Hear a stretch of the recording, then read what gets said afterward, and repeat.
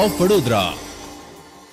કોલકાતાની મહિલા તબીબ ડોક્ટર સાથે અમાનવીય કૃત્ય અને ત્યારબાદ હત્યા કરવાના વિરોધમાં ગુજરાત આયુષ મેડિકલ એસોસિએશન દ્વારા કલેક્ટરને આવેદનપત્ર આપવામાં આવ્યું હતું।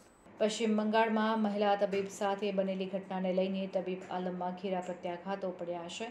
એટલું જ નહીં, આ બનાવને લઈને સમગ્ર દેશ હચમચી ગયો છે। ચારે બાજુથી આ બનાવ સંદર્ભે ફિટકારની લાગણી જોવા મળી રહી છે।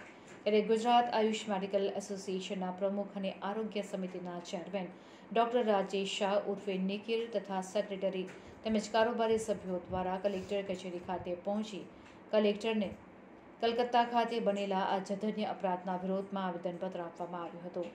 ત્યારે મોટી સંખ્યામાં ડોક્ટરો હાજર રહ્યા હતા અને અપરાધીઓને કડકમાં કડક સજા થાય તેવી માંગ કરવામાં આવી હતી।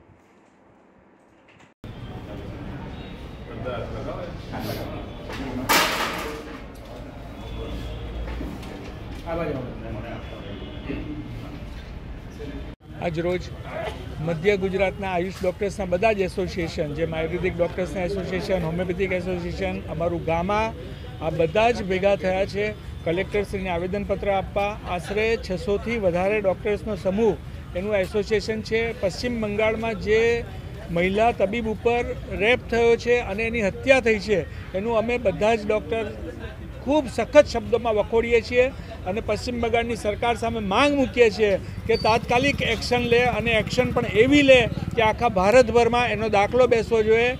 તો ચોક્કસ ડૉક્ટર સુરક્ષિત હશે તો સમાજ સુરક્ષિત રહેશે, અને સમાજ સુરક્ષિત રહેશે તો દેશ સુરક્ષિત રહેશે।